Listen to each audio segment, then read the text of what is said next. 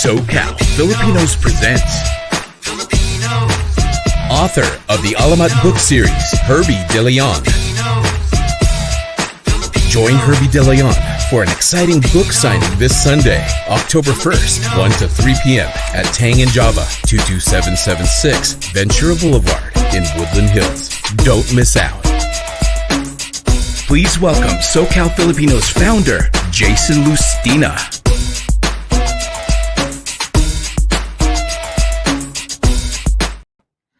Good evening, SoCal Filipinos. My name is Jason Lucena, the founder of this wonderful organization. I am really excited to be talking to our special guest, author Herbie De Leon, to discuss his Alamat book series. But before we bring him on for just a couple, I just have a couple of announcements. We are just right around the corner from Filipino American History Month. So many events are happening, but I just want to highlight some of the events. We have the San Diego Filipino Film Festival happening October 3rd to 8th. I heard that tickets are almost sold out, so make sure you grab those right away. Our friends, This Filipino American Life, aka TFAL, is celebrating their 200th episode with a live taping. So join us on October 7th in Little Tokyo. And October 8th, there's the first ever Coachella Valley Filipino Festival in Palm Springs. A lot more events. Make sure to go to SoCalFilipinos.org or go to the Facebook group for more information. So let's get to our main event. Like I said, he is the author of the Alamat book series. So please welcome Herbie De Leon. Hi, everybody. Hi, Herbie. How are you? I'm good. A little nervous. First time doing this, but I'm good. I'm okay. Yeah. How's your week been going? Yeah, pretty good.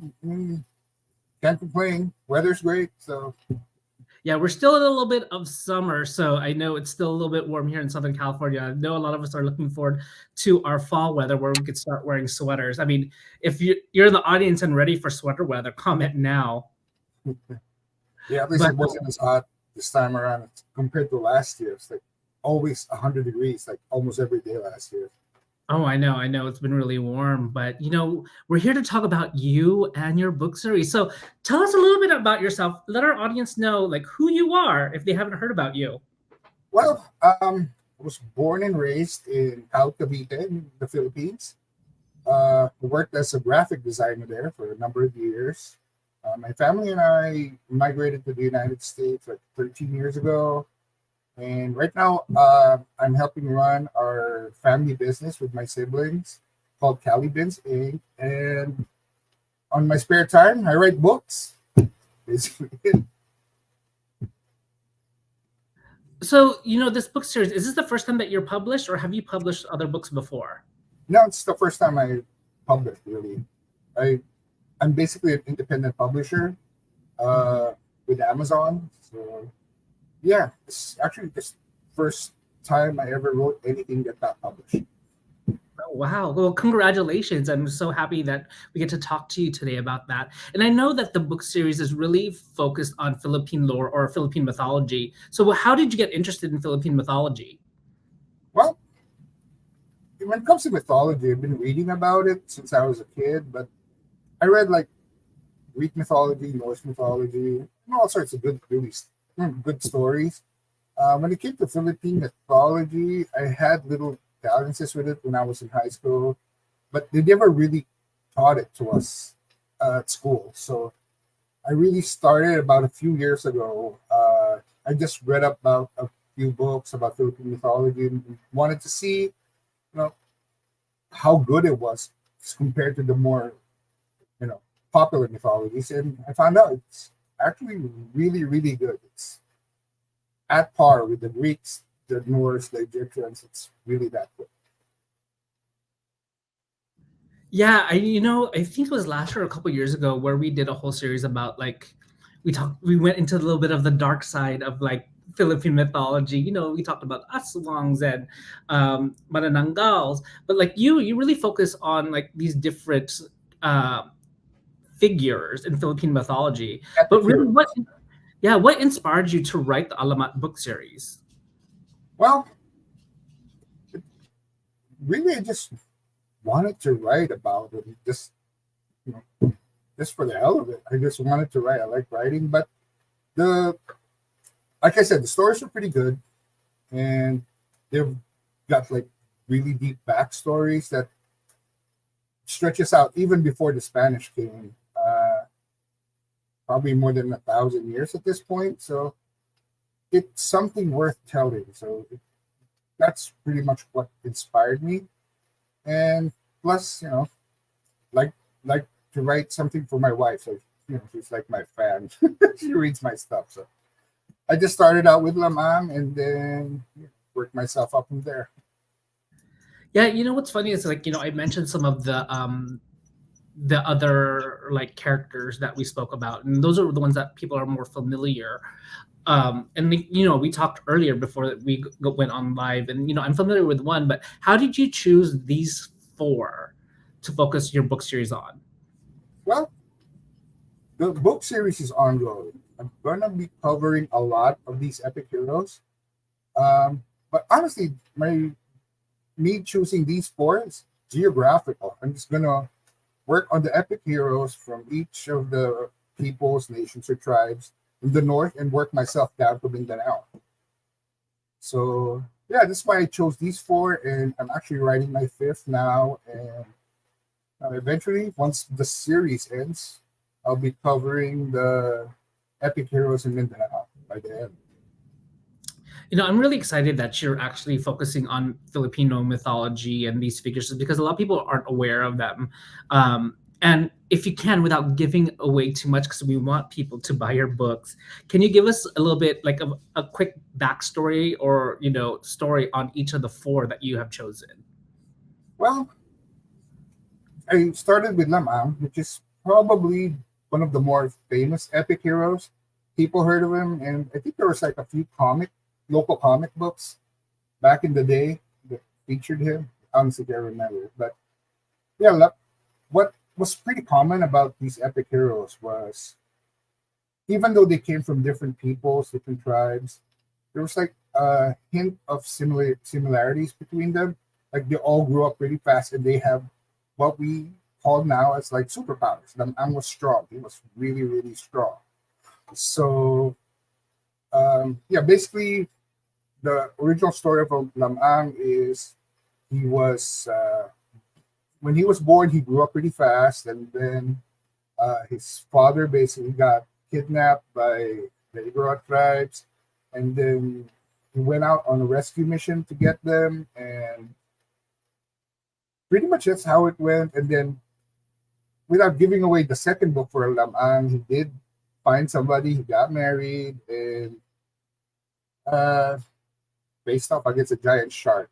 So, but yeah, that's for the future story. Lumalindao was an epic from the Gadang people, and his power is like I don't know if you guys are familiar with the Sonic Scream. You read X-Men, it's like Banshee. Guess DC Comics, it's Black Canary. Pretty much the same power. When he screams, he can knock coconuts off trees, kill birds in the sky. So he was a very interesting character. And then the third book, Taguasi, he was Ita. He was one of the one of the first peoples that populated the country. So actually, not much is known about him. Very little, have been written. Actually, the only time anything was written about Taguasi was in the 70s. Unlike compared to Lamang and Lumalindao, where the Spanish wrote about him, in the 15th, 16th century. It was only in the 70s that people wrote about Taguasi. And I found this story extremely interesting because, again, these powers are not completely unique per se, but they were old.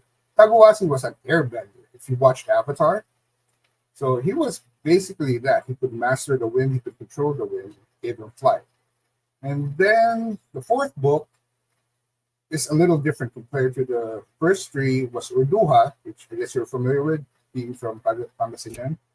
Urduha was a very debatable character as to the point that was she a real person?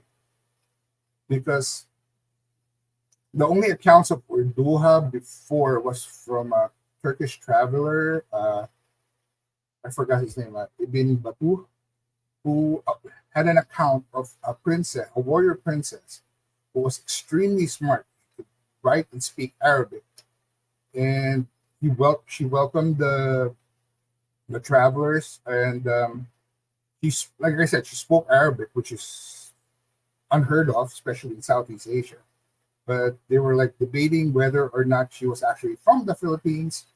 But people like Jose Rizal actually said that she was from Pangasinan. So that's where I went with. So on my book, so it's basically a rough draft of the four characters that I've been writing so far.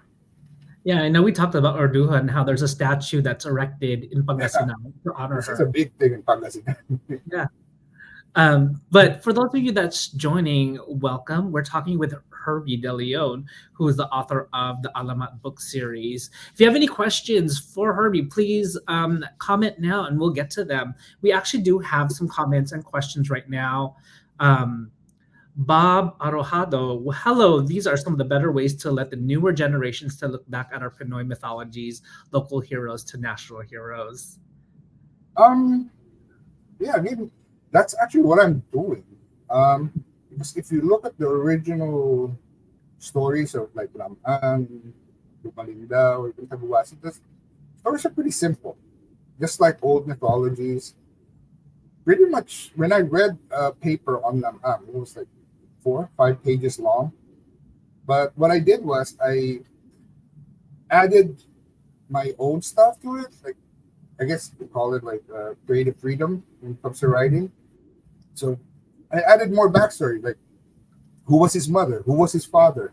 He just said his mother was this and his father was that, and then he got kidnapped. Pretty much it. But I added my own backstories to them. Plus, I added an entire other mythology that's why my books are considered fantasy that underlies with the whole thing. So my book series, they're all in one timeline. So Lamang or Duha, Taguasi, Lumalindaw, they all exist together in one timeline, and in a future book, they will see each other, which is not written anywhere.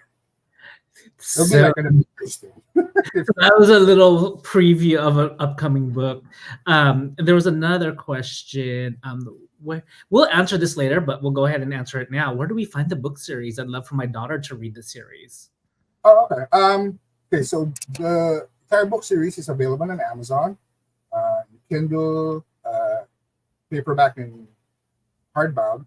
And right now, they are also available in the Philippines if you're, back home, through Lazada and Shopee. It's actually pretty recent, so you can buy the paperback and hardbound copies there as well. Well, grab your copies now. We have one more question from our audience. From Camila De Leon, who's watching on YouTube. Are you writing more stories in this theme? I think you've already answered that already. Yeah, yeah. I'm not 100% sure how many books I'm gonna write, but this story will end, and I don't know, maybe 20 books in the end. I'm not completely sure because it's I write as I go, so we'll see. And I've seen a more growing interest in Filipino mythology. What would you say that's attributed to? Well, like I said, it's pretty rich, very interesting, and I'm not the first who wrote about them. I mean, one of my inspirations actually was a graphic novel. I think it was back in the late 90s or early 2000s by Arnold Are called Mythology Class. I don't know if anybody read that. It's a very good graphic novel that deals with the Philippine mythology and how it relates to like the modern Philippines at the time. And then, of course, there's the more popular Trece now, which actually got me started on doing the research. When I saw it come out on Netflix, I was like, well, Filipinos are still interested in this. And now that, I see that there's like a group of new generation of Filipinos looking back into their mythologies, their histories, I said, then I'm going to look back to it and started my research. So, yeah. Yeah, no, Trece was such a great series because it introduced a whole new audience to Philippine mythology. Although the darker side, like the Chanaks and Yeah, I mean, I write about those two. I mean, it goes hand in hand. With the epic heroes, you need, pretty good villains. And we have like a whole menagerie of creatures. Like, we're just tackling the tip of the iceberg when it comes to the Aswang, the Chanak, the Ape, the Tikbalang. These are the more famous ones. But there are books out there that detail a lot. Like, there's probably I'd say more than 100 creatures out there that people don't even know about. So, yeah, I try to do my best to write as much about them as I can. yeah, Yes. and when Yeah. you look at also like the different languages, right? And which really is also the different cultures and customs of the Philippines, there's probably each area, each region have their own set of mythology and deities and Oh, figures yeah, that that's they true. would probably pass down. Yeah, I mean, okay, think of the pre-colonial Philippines, like the Native Americans in America. Before the colonizers came, it's not one country. It's a land of, I think, 700 Native American nations. We were the same. The Ilocanos were different from the people in Pangasinan, or Caboloan, as it was called back in the day. They're different from the Gadan. And like I said, there's like a whole slew of them. And each one had their own pantheon of gods, and each one had their own creatures, though there are overlaps. Like I said, like the Aswang, it's very common. And from Luzon to Mindanao, there's always a variant of the Aswang, the Manananggal, the Capre. So, yeah, I mean, like I said, there's like a whole treasure trove of stories and creatures and heroes in Philippine mythology. So, I advise anybody interested in it, go read more about it. It's really fun. It's more than you anticipated, to be Well, honest. do you have any recommendations for those that are interested in like in what books that Yeah, they could research or start reading so that way they could learn more? yeah. Actually, here I recommend, if you want to start, you can read The Outline of Philippine Mythology by F. Landa Acano. This is her book, and it's a really good starter for Philippine mythology. And then when I wanted to delve more into the heroes, there's this Philippine folklore literature, the epics. This is also a good book. I got these through Amazon. And there's a whole slew of books by Maximo G. Ramos. This is just one of them. If you just go to Amazon, look up Philippine mythology, you'll probably see these books first. So there's a whole slew of them. So like they're all available there. So I suggest you pick up a copy and read those as well, especially if you want to understand more and learn more about Philippine mythology.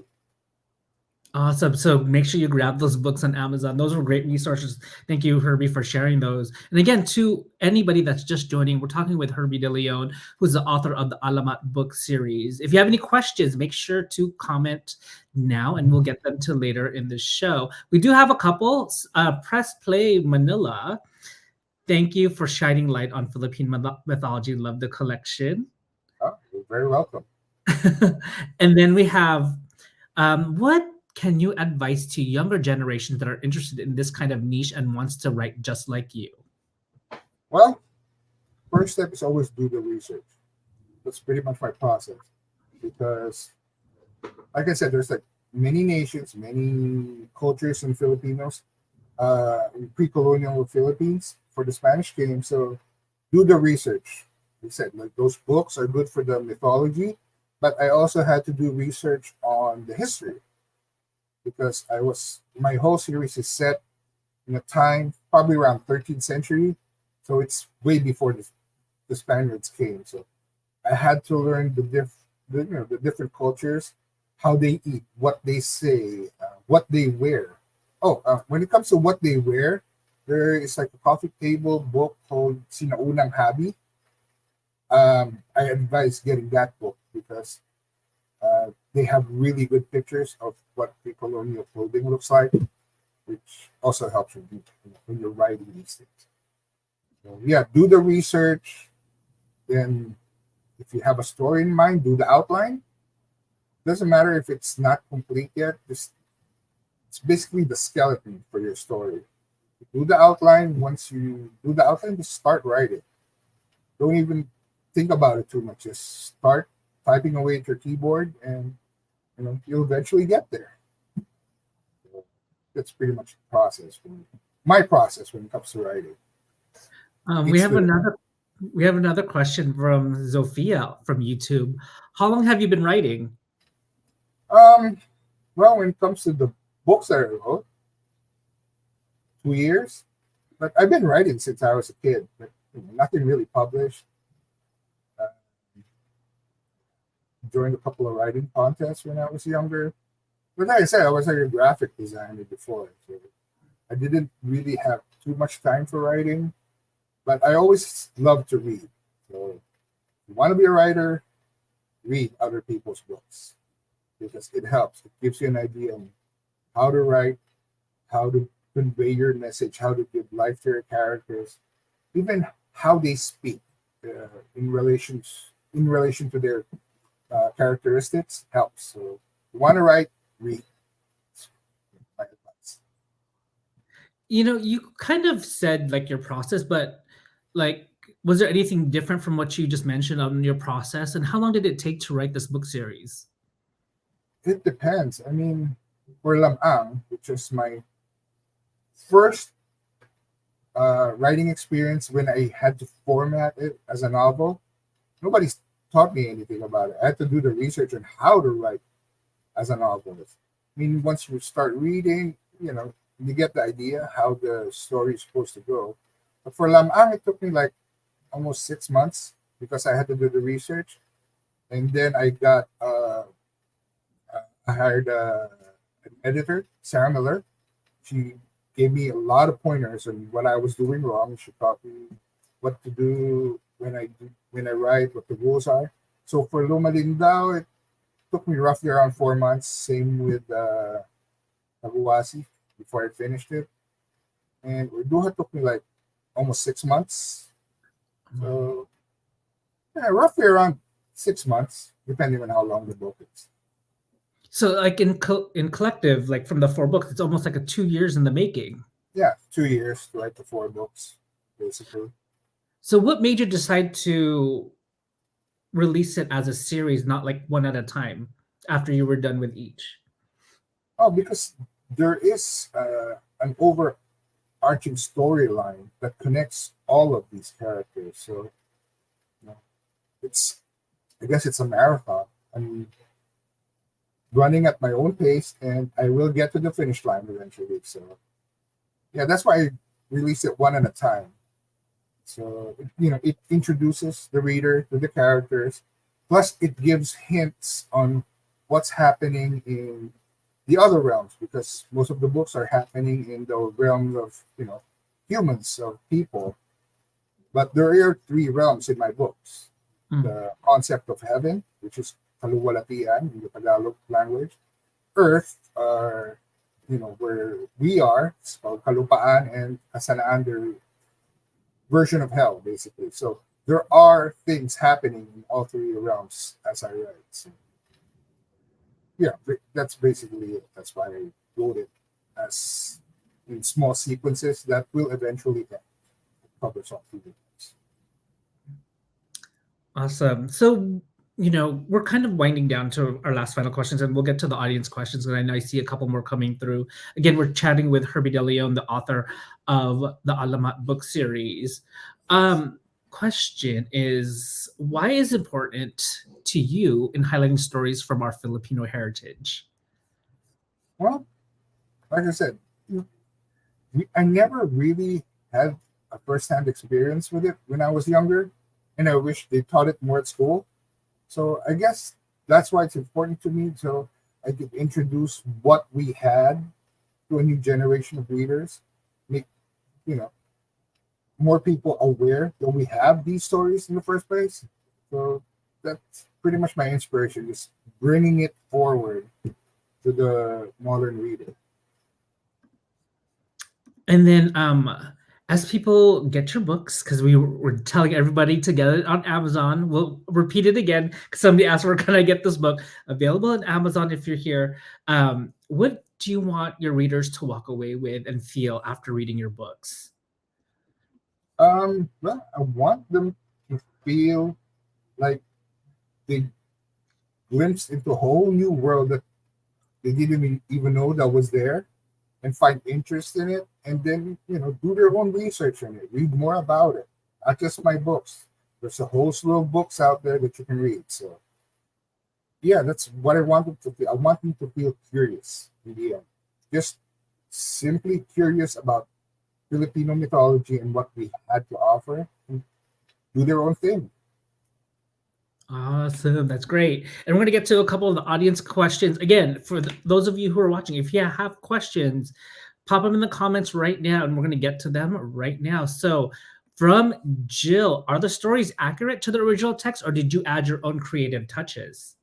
I added my own creative touches. Like I said, the original texts done by the Spanish, because these epics, these Filipino epics, they were passed down from generation to generation orally.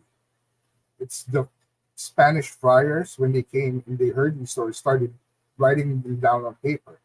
So the original stories were pretty basic, and like all mythology, even if you go back to the original Greek mythologies and stuff, I mean, it was like Homer and Iliad that made like a whole slew adventure with the mythologies that he had.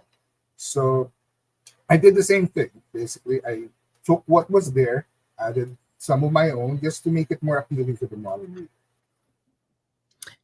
And what made you decide to add like your touches? Well, I just wanted to make it more interesting to me, honestly. I mean, like I said, if you read the original story of Lamang, you'll be done with it in like 20 minutes. It's that short. So I added more to it just to make it more appealing, I guess, again, to the modern reader. Plus, I like I said, I created my own fictional fantasy world using the Filipino epics and legends. And so I added that on top of it just to make everything connect. So, yeah, that's why I had to add more of my stuff. There's another comment here. Any relation to Hector de Leon? Yeah, he's my brother. So he's giving you a shout out and said, "Good job, bro." So funny. And then I think there was no other questions. Where can you get it? I mean, we've said it throughout the program. It's available on Amazon. It's also available in the Philippines. Yes. Where else is it available? Yeah, that's pretty much it. Just available on Amazon, and the Philippines, again, it's available in Lazada and Shopee. So it's the Amazon version in the Philippines for online shopping. So yeah, you can get it from there. So it's not too many of them right now there. So if you're interested in buying it in the Philippines, I suggest buying it now. We have another question from Press Play Manila. Any plans on writing more books in different genres? Not at the moment. I want to finish this story. I'm no spring chicken anymore, but I want to end this story before I even touch anything else right now. And I have an idea how this whole thing is going to end. It's in my head. I just want to get it on paper for now. And Okay. We'll see. Claudine Reyes says, support our my own. sister. You have your whole family watch. I'm sure they're very proud of like your accomplishment in completing a book series. I mean, that's not one small feat. I mean, it's like huge undertaking, and like you said, it took you 2 years to complete it. Oh, well, it's not actually complete. It's just I'm just starting. Like I said, it's probably gonna hit maybe 15, 20 books in the end when I end the story. But yeah, so yeah, I got my whole family watching. So That's great. Again, if you're enjoying this, make sure to share this onto your own personal network. Share it to your Facebook page, Twitter. This will live after we're done with the program. So tell them one more time, because the question keeps on coming about where can we purchase the book. So let's say it one more time for everybody that's watching. All right. So in the US, you can get these books through Amazon. You get them in Kindle, paperback, and hardbound copies. In the Philippines, you can get the paperback and hardbound copies through Lazada and Shopee. But yeah, I think you can still get Kindle in the Philippines. I'm not 100% sure. I never tried it. But yeah, if you can get it in Kindle, you can do that as well. Great. And in the book signing events, the one I'm having on Sunday, I will have books. If you want to purchase it, I can give you a discount on it if you buy it from me directly. Well, we're Filipino. We love discounts. So again, everybody, this Sunday at Tang and Java, shout out to our friend Diana and her husband who own it for hosting this event. So tell them a little bit more when, where, all that good stuff for Sunday. All right. So for Sunday, I'm having my first book signing thing at Tang and Java. It's in 22776 Ventura Boulevard in Woodland Hills. It's between 1 to 3 p.m. So, being Filipino, go there after church. There's also like bibingka and coffee there. So, and you know what? I mean, I'm sure people are now more interested in your work. Tell them where they can find you. Well, you want to know more about the Alamat Book Series? There's the alamatbookseries.com, our website. There's my Facebook page, Alamat Books. I also have a Twitter account. It's called X now, at Herbert DeLeon13. And I have a TikTok account at Alamat Books. TikTok? What's on your TikTok? Oh, no, I'm not dancing or anything. I'm just putting up some, videos. I have like character profile videos of the heroes I put out once in a while. Whatever comes to mind. Okay. If there are no other questions for the audience, here we go. Would you ever do a comic book for the series or maybe adapt it into a show? Oh, that'd be interesting. But yeah, actually, I really wanted to make these books into a graphic novel. I still actually do. It's just, a little financially constricting, right? Not to do this because doing a graphic novel is very expensive.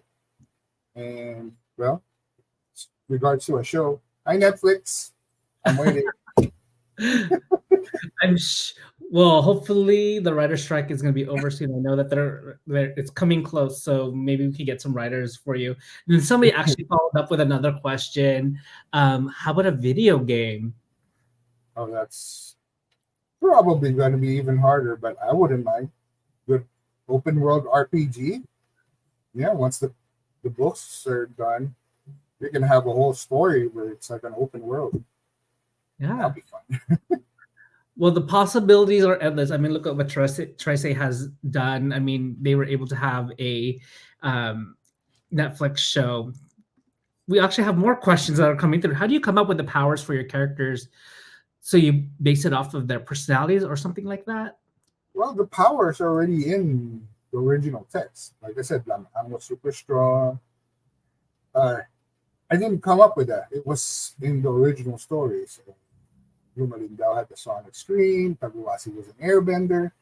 But, it's more defined now in the modern age because of comic books. I've been reading comic books since I was in high school. So it's a lot easier for me to write about the powers because I've seen superheroes in comic books or now in the movies with these powers. So it's pretty easy to imagine how they use it. Great.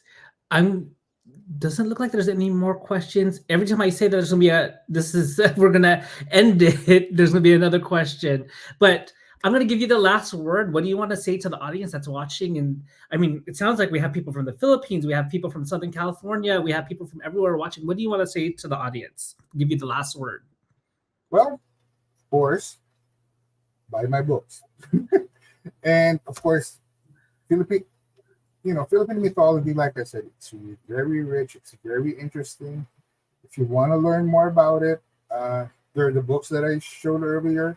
It's a good place to start. But be curious, read more. It's always better to read than just to look at your phone all day. There's a whole new universe out there if you just start reading. Well, maybe they're reading off their phones. We won't. Oh, that's always good. I do have ebooks.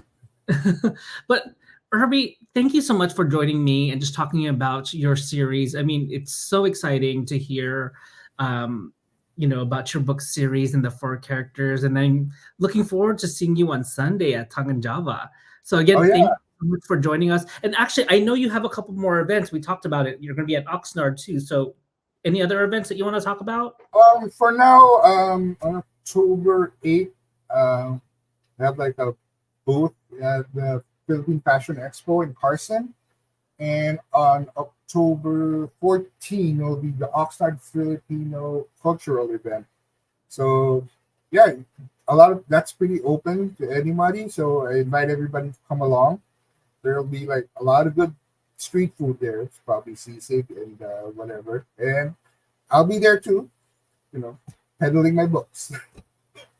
Well, come out to any one of these events, Sunday in Woodland Hills, Oxnard, Carson, meet Herbie, get a copy, have him sign your book.